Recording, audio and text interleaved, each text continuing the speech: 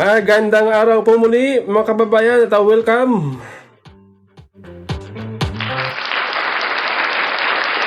Welcome sa Bets Channel. Kamusta po kayo? Kamusta po kayo mga kababayan? Shout out sa aking mga subscriber. Tayo po ay pakunti-kunti na dumadami. Umakyat. Maraming salamat po sa inyong mga suporta. Okay? Sana po tayo ay dumami pa. Ay,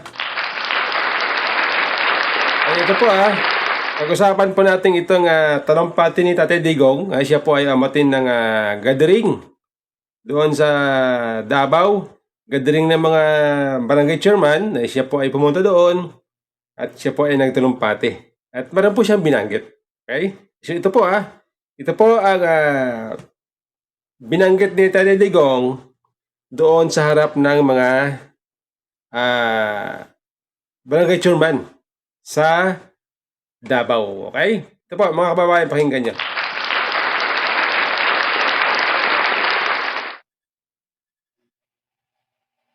Ako, stricto ko, basta bang gobyerno, basta ang inyong mag-istorya ka, there will never be a time mag-istorya ta sa City Hall sa akong balay sa gawas na mag-istorya ta o mali. Kana tigil na may tabo. Dan kinabuhi tama o mali. Diri lang tas tama. Diri lang tas tama. Kay ang kinabuhi. So, ako, Mayor, mo gyapon, stricto gyud ko sa tanan, sa pinasdisiplina. Pero yung sa kaayuhan sa lungsod, wala ko yung problema. Kung kaayuhan sa itong isig katao, wala ko yung problema. Ana, gila. Mo gyapon, akong patasa na, at pagkabot pagka-presidente, yan to pa. Pauna na. Ayun. Yan po ang talumpati ni Tatay Digong. Okay? Nabanggit po niya ang stricto. Okay? Stricto siya. Disiplinado. Ngayon, alam po ninyo mga kababayan, sa isang leader, mahalaga po ang pagiging disiplinado. Okay? Pag sinabing disiplinado, yan po ay malawak. Malawak po yan. Pero bigyan ko po kayo ng example. Kung paano ang isang tao ay disiplinado. Ganito po siya. Halimbawa, ay may meeting ka. At ang schedule mo ay, ang time schedule mo ay 7 o'clock ng umaga. Dapat 30 minutes before mag-start ang meeting, nandoon ka na sa venue. Okay? Para yung mga kasama mo sa meeting, mas maganda na mauna ka sa kanila. Mas maganda na mauna ka sa kanila. Kasi mas maganda po yung nauna ka, ikaw ang maghintay kasi ikaw ang hintayin. Yan po ang example ng pagiging disiplinadong tao. Hanggat maaari, ayaw mo malate sa mga activity na meron ka. Kapag disiplinado ka, ayaw mo nang maingay, ayaw mo nang makalat, ayaw mo nang magulo, ayaw mo sa krimen.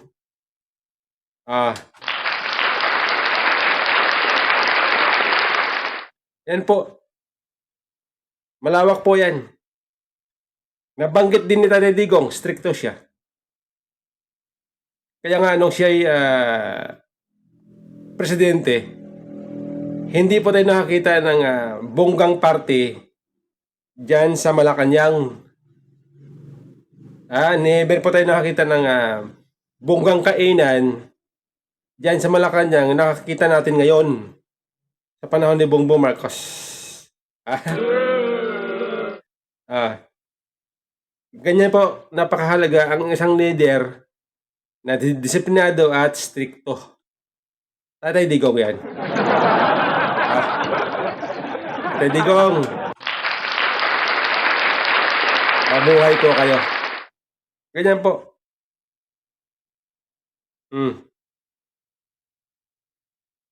Ngayon, nung panahon ni Tatay Digong, ang dami niyang pinalinis ng mga iba't ibang lugar sa Pilipinas. Boracay, diyan sa may, diyan sa may ano, tawag ito, diyan sa may Roas Boulevard. Basico. Kasama po yan sa mga pinalinis ni Tatay Digong. At maging yung, I think Palawan yata, Palawan, yung doon sa lugar na mayroong tourist spots. Tourist spot. Ganyan po ang leader kapag disciplinarian. Ay yung panahon ni Bongbong Marcos ngayon, ano kaya ang mga nakita yung pinalinis niya? Okay? Ako may nakita ako, yung Malacanang. Pinaganda ang Malacanang nung panahon ni Marcos, ni Bongbong Marcos. Pinaganda niya ang Malacanang, yung pala, magkakaroon pala ng lingguang concert. Naloko na. Magkakaroon pala ng lingguang concert sa Malacanang, kaya pala pinaganda. Pero sa iba't ibang lugar, wala tayong nakikitang lugar na pinaganda sa panahon ni Bongbong Marcos. Ewan ko lang dun sa ibang tao kung may nakita sila. Wala ako nakikita Okay? Wala akong nakita. Kaya, hindi kataka-taka kung ang Davao parating na papasama sa mga survey katulad ng Davao is number 2 sa pinaka-safest city in Southeast Asia. Okay? Davao is number 2 in pinakamalinis sa buong Southeast Asia. Katulad nito, mayroong survey na lumabas.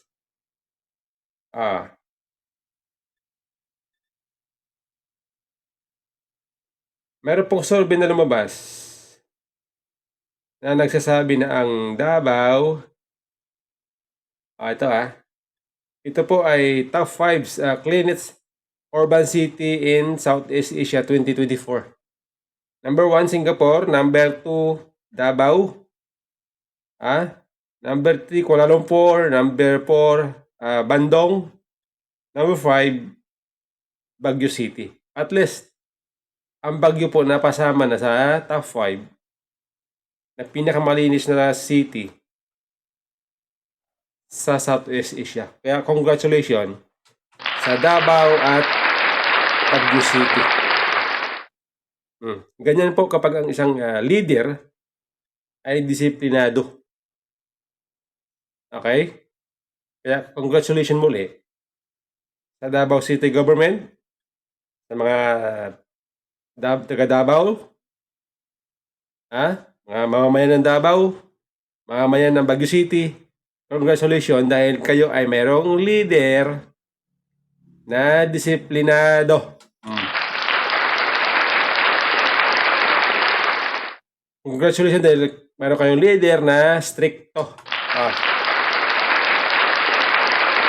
Yan po sana kailangan natin sa buong bansa yung ganung leader para maganda sana. Nung panahon ni Tatay Digong, 6 na taon tayo nakaranas ng patiwasay, safe na lugar, malinis. Pero after 6 years nang bumaba si Tatay Digong sa Malacanang, unti-unti bumabalik. Ang krimen, ang dumi. Ayan po. Ganyan po kaganda kapag isang leader ay disiplinado. Hmm. Noong panahon ni Tatay Digong, madalas po tayo nakakita ng programa niya, yung Talk to the People. Diyan sa Malacanang, lalo kapag anong araw ba yun? Saturday. Talk to the People.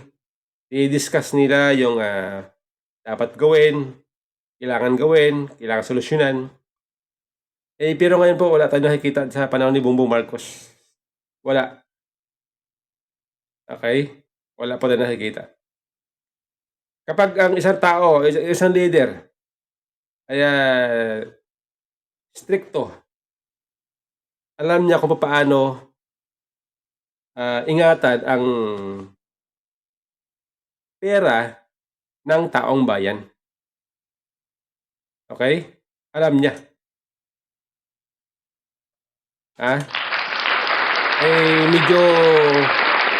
Medyo minalas-malas na tayo kasi nga nung panahon ng Tatay Digong, nagkaroon po ng COVID. Kaya kailangan nating mangutang para sustentuhan ang pangangailangan ng tao at ng bansa.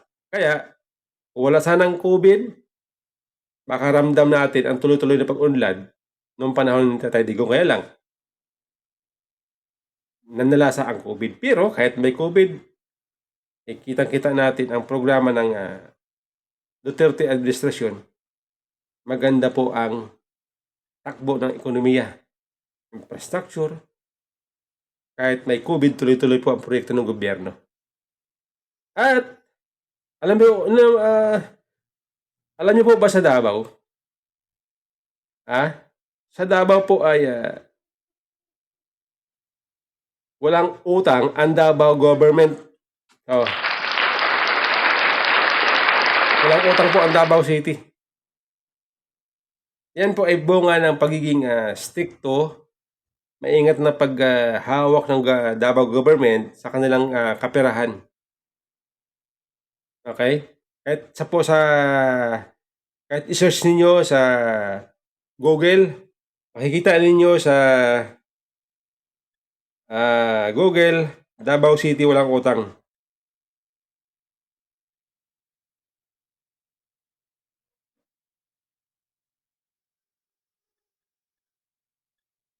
Ayan galing mismo ito sa PNA. PNA, Davao City retains debt free. Walang utang ng Davao City. Kaya congratulations sa taga Davao, sa Davaoenos, dahil sa inyong pinili na leader. Kayo po ay tuloy-tuloy ang inyong kaunlaran, ang inyong kalinisan, ligtas ang inyong lugar. Mabuhay kayo taga Davao. Nakakaingit, nakakaingit yung Davao. Yan po ang isang Duterte, ang mga Duterte, ang nakikinabang, taong bayan. Ang nakikinabang sa kanila serbisyo, taong bayan. Okay, ito kamakailan. Matindi po ang ingay na dulot nitong dagdag bawas doon sa mga pondo. Dagdag bawas na ginawa nitong ating mga mambabatas, PhilHealth, DepEd, DND, marami pang iba. Lalo nagalit ang tao nung binawasan ang DepEd, siniro ang subsidy ng PhilHealth, tapos yung AKAP, tumaas ang budget. Nung una, ang may budget lang, yung Kamara, pero pati Senado, mayroon na rin sila version ng AKAP. Kaya ang tao nagalit siyempre. Dahil dyan, sa galit ng tao, ramdam nila ang galit. Kaya, kabi-kabila po ang kailang press conference para sagutin, salagin itong batikos na inaabot nila.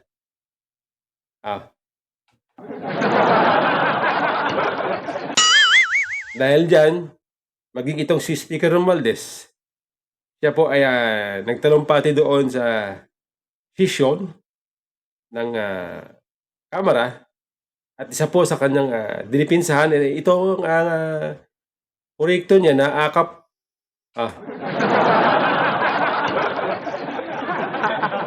Ano sabi ni Martin Romualdez?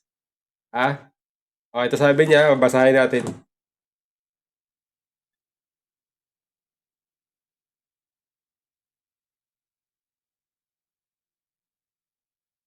Sabi ni Speaker, this House will also stand firm in defending the provision of ayuda for the people. To those who doubted the importance of social safety nets, let this be reminder. Ayuda is not charity, it is justice. So yan po ang sinabi ni Speaker Romualdez nang dipinsahan niya ang kanyang ayudang akap. Okay? Ngayon, dahil sa sinabi niyang ayuda is not charity, it is justice, napaisip ako. Bakit nasabi ni Speaker na ang ayuda ay justice? Ano ang kanyang konteksto nang sabihin niya ito? Kasi sa atin, pag sinabing justice, iniisip agad natin, pag sinabing justice, ito ay may kinalaman sa kaso, krimen, victim, nangangailangan ng hustisya, nabigyan ng hustisya. Yan po ang ating nasa isip agad eh. Ngayon, sa usapin namang ayuda, pag sinabing ayuda, yan po ay tumutukoy sa pagtulong. Pag sinabing charity, yan po ay tumutukoy sa pagtulong. Yan agad ang nasa isip natin. Hindi natin kailangan pang bigyan pa kung ano pa mga definition. Pag sinabing ayuda, o charity, justice. Pero napaisip ako, ano po ang ibig sabihin ni Speaker Romualdez? Ang sabihin niya ang charity ay hindi, ang ayuda ay hindi charity, kundi justice. Ano po ang kanyang konteksto? Ano po ibig niya sabihin? Ngayon, ako po tumingin sa Google. Kay Professor Google. Ito po sinabi po dito, charity. Ito po ang definition ng charity. Sabi dito the meaning of charity is generosity and helpfulness, especially towards the needy. Ito pa.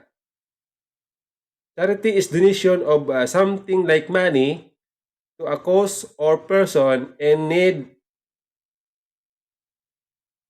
Ito pa. Galing sa dictionary.com. Generous actions or donation to aid people who are poor or needy. Yan po ang mga definition ng charity. Justice naman. Ito po justice definition ng justice. Justice is the ethical, philosophical idea that people are to be treated impartially, fairly, properly, and reasonably. Okay? Actually, napakarami po ang definition ng justice Ngayon, i-connect po natin I-connect po natin itong pamimigay ni Romualdez ng ayuda at yung sinasabi niyang justice.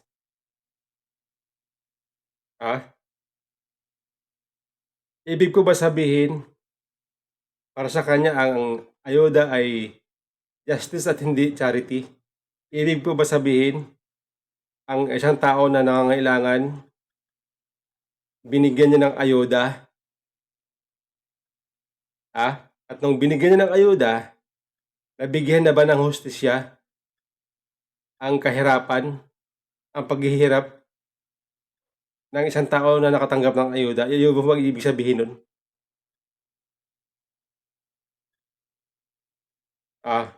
Yun po ba ang konteksto na kanya sinabi? Na-solve na ang problema ng tao na nakatanggap ng ayuda. Nabigyan na ng hustisya. Yun po ba ibig sabihin ni Speaker Romualdez? Nasabihin niya na ayuda ay justice. Kung ako kasi ang mag-iintindi, ang ayuda ay hindi yan long term. Yan po ay temporary. Lalo pag ang binibigay nila ay 5,000, 3,000, maliit po yan. At malamang at sa malamang, 1 week, 2 weeks, ubos na ang binigay na ayuda. So balik uli sa kahirapan yung tao. So paano mo kayo nasabi na solve na yung kanyang problema sa kahirapan? Paano mo nasabi na nabigyan ng hostisya ang kanyang kahirapan? Kung ganun po ang konteksto ng sinasabi ni Speaker Romualdez. Diba? Parang hindi yata tugma. Okay? Yan po, yan po ang pananaw ni Speaker Romualdez. Ngayon, ako bilang mamamayan, iniisip ko kung gaano kalawak ang insight ni Martin Romualdez pagdating sa suliranin ng bansa, ng mga tao. Iniisip ko kung ganito kababaw ang insight ni Speaker Romualdez sa suliranin ng tao, ng mga Pilipino, ng bansa,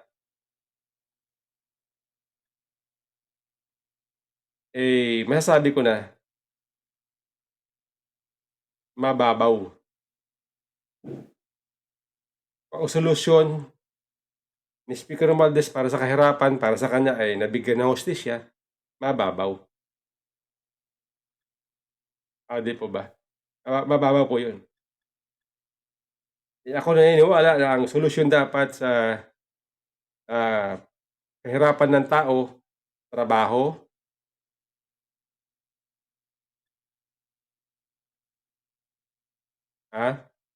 mababang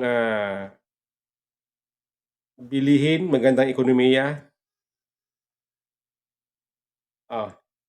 Yun po mga naisip ko.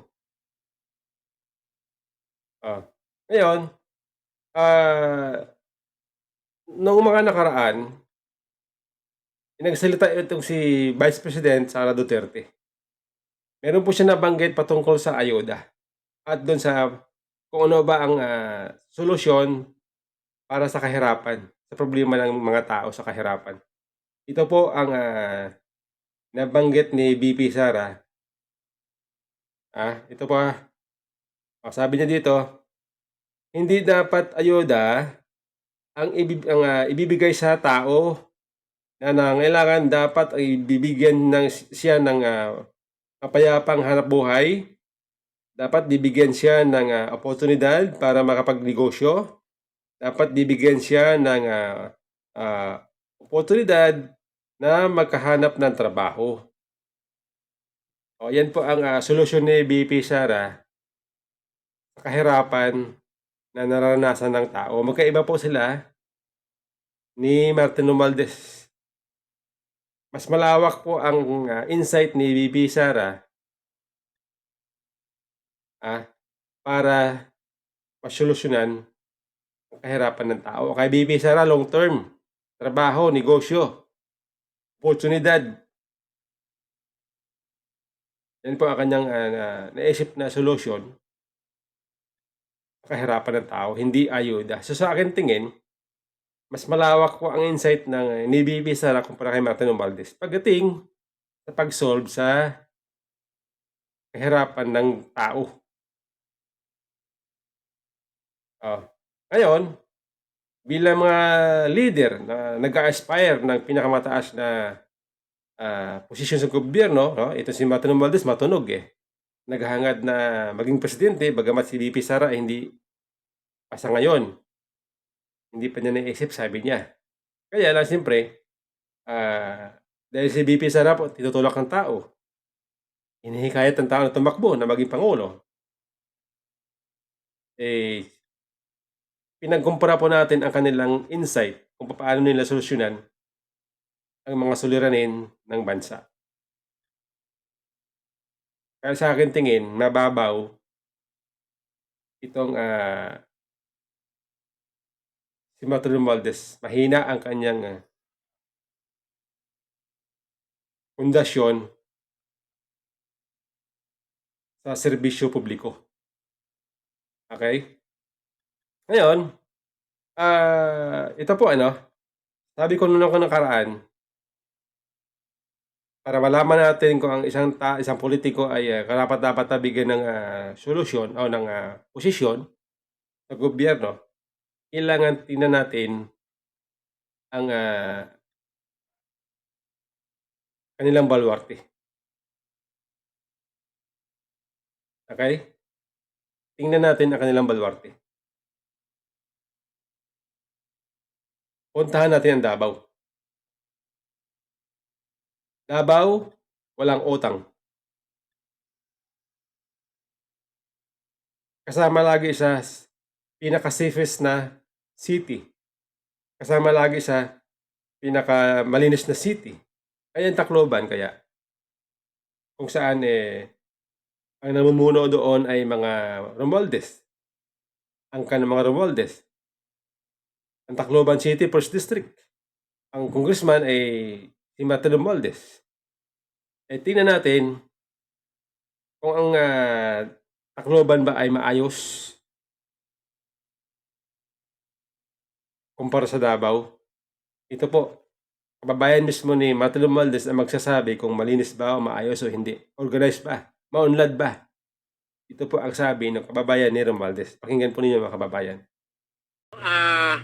Public servant sa buong Pilipinas. Yan ang inaano natin, problema natin. Bakit tayo nagmamagaling sa buong Pilipinas, sarili mong bayan hindi nakikita na may progresibo? Ano ba ang klase ang District 1 ng Leyte? Ano ba ang klaseng progresibo mayroon tayo? Mayroon ba tayong tinatawag na Class A, Class B? Wala tayong ka-class-class sa District 1 ng Leyte. Marumi ang ating sariling distrito. Hindi maganda, walang improvement. Ang sinasabi ko doon kinukumpara nila ang public market ng Davao at ng Leyte. Ano ba ang public market ng Davao? At ano ba ang klase ang public market ng Tacloban City? Tandaan natin, ang isang public market ay isang representasyon ng isang bayan. Kung gaano kaganda ang public market mo, kung gaano kaganda ang ino-offer mo, kung gaano karami ang nagtitinda, ito ay nagpapakita ng kaunlaran. Tandaan natin, ang isang public market ay isang espiritu ng isang city. Kasi doon pumupunta lahat ng tao. Tama ba hindi? Yun ang pinupunta natin doon tayo namimili. Anong klaseng public market tayo sa Tacloban City? Bukod sa madumi, mabaho, hindi pa organized, walang pagbabago. Yan ang problema. Yan ang isa sa mga inaalmahan dati. Dadaan yung bus or jeep papuntang hospital sa ibang bayan. Pag binuksan mo yung bus mo na aircon, mangangamoy yung bus na aircon mo kasi papasok yung amoy ng public market, di ba, na hindi maganda. Isa yan sa mga inaalmahan natin. Ang pamumuno sa buong bansa ay maganda, pero dapat unahin muna natin ang sarili nating bayan. Yun lang ang aking panawagan. Ayan. Ano sabi niya? Ang Tacloban City, 1st District, marumi, mabaho ang palengke, hindi organized.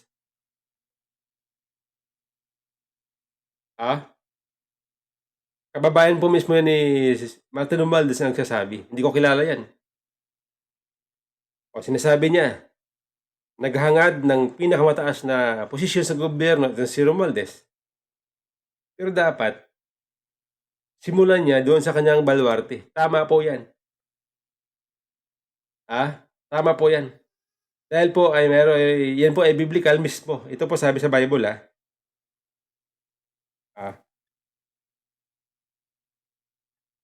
paano ka bibigyan ng malaki kung yung maliit hindi mo kaya gampanan? See? Biblical po yan. Kaya po, kinoconnect natin yan para malaman natin kung hindi pa si Speaker Romualdez dapat bigyan ng posisyon na pinakamataas. Utang. I-check natin ang utang ng Tacloban.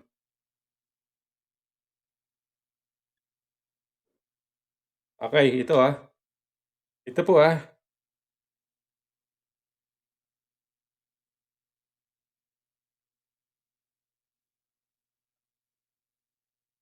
base po dito sa post ng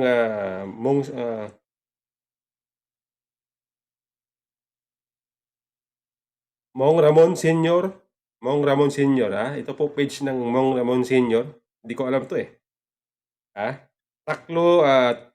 Tacloban City may utang na 1.3 billion something. Hindi ko lang po sigurado kung ito accurate ito po nakapost 2 days ago. 1.3 billion po utang ng Tacloban City base sa post. Ito po ay 2 days ago. Ang nakaupo po dyan, mga mayayaman. Romualdez. Ang mga nakaupong gobyerno po dyan, leader, ay mga mayayaman. Davao City, walang utang. Okay? Ito po ay hindi ko sigurado kung accurate kasi base lang ito sa post. Naghanap kasi ako dito ng iba pang page na may post kung patungkol sa utang ng Tacloban City para sa natin ma-confirm. Diyan po natin i-compare kung paano, anong klaseng leader ang mga Duterte at mga Romualdez. Okay? Maraming salamat po mga kababayan.